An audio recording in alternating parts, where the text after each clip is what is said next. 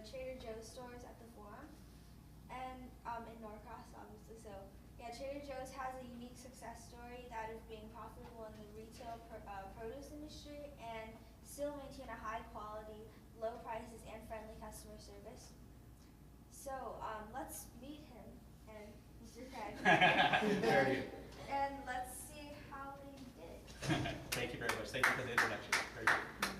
All right, you guys, I'm here today. You guys, like she said, my name is Craig Cann. I'm the store captain at the Trader Joe's Norcross here in Norcross, right inside the Forum Shopping Center.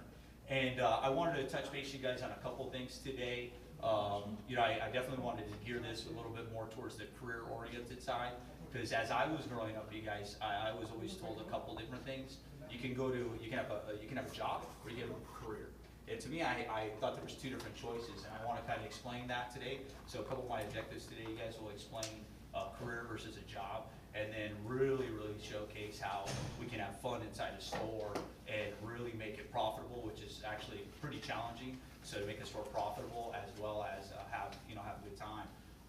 As you can see, part of our get up is, guess what? I get to kind of not necessarily dress how I want to dress, but part of my job is to have fun within a retail establishment. And some of the stuff that we try and do, you guys, is bring out outside factors. Like we'll do theme days, we'll get dressed up and whatnot. Normally I get to wear a Hawaiian shirt, I wear khakis, and wear a nice pair of shoes. And I enjoy being able to go there and do what I want and whatnot, as far as dressing up for the themes and everything.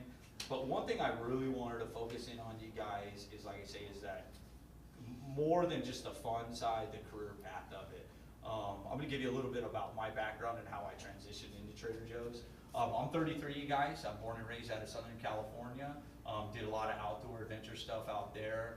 Got into scuba diving, snowboarding, a lot of outdoor adventure type stuff. And as I grew up, I just kind of reflected on the people that really kind of made an impression in my life. And a few people that have done that were, I played soccer for several years, were coaches throughout my life, a lot of teachers throughout my life, and my parents as well. And as I grew up, my parents guided me towards college and wanted me to transition to get a job and whatnot, and went through college and then kind of looked for a job. Wasn't really too sure what was out there. And when I looked around, I started working at a wood manufacturer, actually, where we'd make wooden wagons that you would transport on the beach. And I thought it was a good job. And the reason I say job, you guys, when I looked at it, it was more of a short-term thing. Job for me was just a few years, 3 to 5 years, to kind of really see where I can reach out later on in life and how I can do something. So I worked out in basically a wood shop for the first 5 to 7 years of my professional life. At that point, I asked my boss. I went into his office and I told him, I sat down with him, and I wanted a career. I wanted something where I was only 22 at this point, you guys, believe it or not. And I walked in his office and I said, Adrian, are you ever going to pay me enough to buy a house? I want to own a house. I thought, if I want to have, a wife and the 2.5 kids with a white picket fence and the dog and the half of the cat and everything, I need to, make money. That was part of it. And I thought of, I reflected about, okay, I need to make money, but also, what are the qualities of life? Because that's a big thing. And guess what? I had some friends work for Trader Joe's, and guess what they would tell me? The quality of life was tremendous. They got to do what they wanted to do. They got to travel where they wanted to travel. They were able to make decisions that affected the overall operations of a business. I thought that was kind of cool. So I put it together and went, okay, I could be a coach. I liked coaching people. I liked my coaches when I played soccer. I could be a teacher. I could be a teacher here at Norcross High. I love teaching. I love developing. I love seeing a new employee start off and not know much, and in 2 months or even in 2 weeks learn something, and they progress and they learn more and more and more and more. And I kind of looked at my parents and looked at them as role models and what they wanted me to do in life, and they wanted me to be successful. Well, guess what? I think I found almost a perfect job. It's Trader Joe's. I get to go in, I get to make decisions on myself that can affect the store, whether they be good and whether they be bad. And in my position, I have to make the fewer bad mistakes and try and make the better mistakes, but we still take risks, and we really are rewarded by the risks, that we take. So I kind of combined all the things that I thought would be good in life, and I found the right job. And on top of that, you guys, my quality of life is impeccable. I mean, I moved here with Trader Joe's. I've been with Trader Joe's for 10 years, and I moved with Trader Joe's 5 years ago here to Georgia and opened up the Norcross store. And since I've been here in Georgia, and even with my career at Trader Joe's, my lifestyle is unbelievable. I mean, they pay for me to go to California in August to go to a seminar. I get paid to go to Chicago to go to seminars, North Carolina. I get paid to come here. I get paid to come here and promote the future of the world, basically. I mean, I know it might only be affecting 12 or 15 people a day, but as long as I touch one of you guys, that's good for me. And on top of all that good stuff, you guys hear of a six-figure job, and the younger kids, you know what a six-figure job is? What's a six-figure job? $800,000. At least, right? And guess what Trader Joe's does? They pay you 6 figures job. Yeah, believe it or not, a lot of people, yeah, kind of a little shocked, right? I'm like, whoa, are you serious? Yeah. So, and that's good, and that's fine that they pay good. And to clarify, you guys, that's as you get higher and higher and higher up in the levels and whatnot, okay? And as I interview persons, you know, for jobs and whatnot, I kind of give them an analogy. I go, hey, you know what? You could pay me $5 million to go play basketball, okay? And guess what I do? I go for 2 years. I don't like basketball, I'm not good at basketball, you know, so it's not what the pay is, you guys. That's one thing I definitely want to stress. It's what the quality of the job entitles, okay? Transitioning a little bit into the job and what I do, what are my responsibilities at the store? My responsibilities are literally endless. I mean, they are from how clean is the floor, there's a light on in the ceiling we noticed earlier today, how well is the produce stocked, how are the signs in the store, you know, how can we combine all these things logistically, operationally, and most important for a business, you guys, what's probably one of the most important things? Financially. You know, has anybody ever heard of being in the red or being in the black? Yeah. You know, do you understand what the definition is? Being in the black when you're plus, right? You got it right, exactly. You're a positive or you're a profitable company, and when you're being in the red, just the opposite, you're actually a negative company. Believe it or not, you guys, usually and typically it takes a business 3 years to be profitable. Any new business takes approximately 3 years to become profitable. We become profitable in about 18 months to a year. Our stores at Trader Joe's, you guys, is period, the highest grossing per square foot. We are the highest grossing retailer there is out there, period. And what does that mean to the common folk? What that means, you guys, our product turns. And what do I mean by that? Almost nothing sits inside that store. About every 6 to 8 days, it's virtually a brand new store.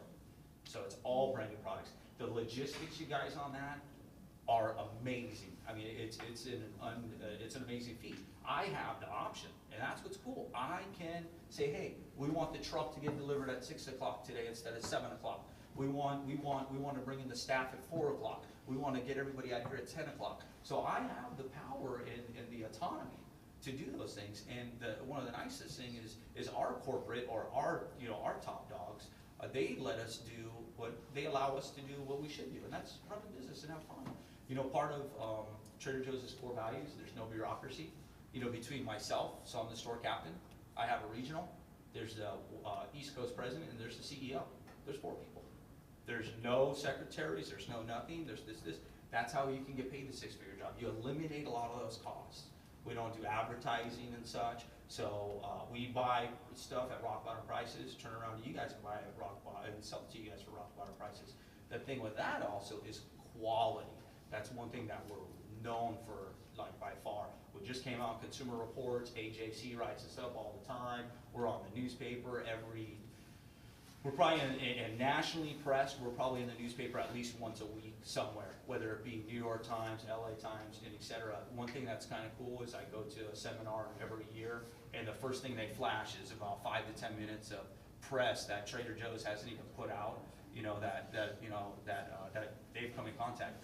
I have not met one person, you guys, that when I tell them where I work, they go, "Oh, that place sucks."